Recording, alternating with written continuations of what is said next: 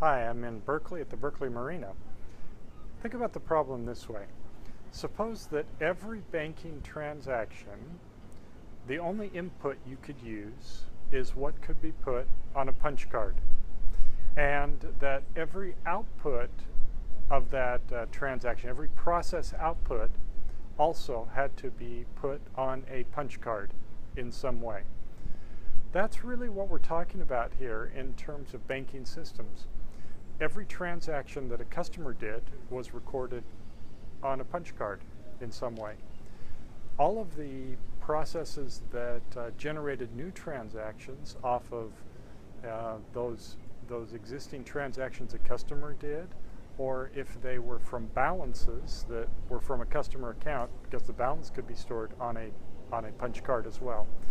Those are the only two kinds of inputs into the process of creating a new transaction.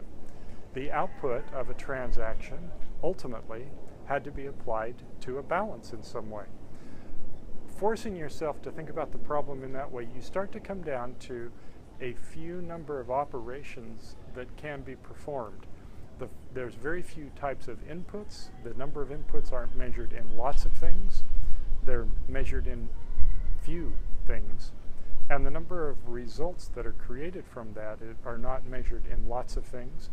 The number of results that can be created are very limited in the kinds of things that can be created. Now, maybe I'm being a little bit restrictive. We've certainly done a lot with computers over the ensuing years since we were using punch cards.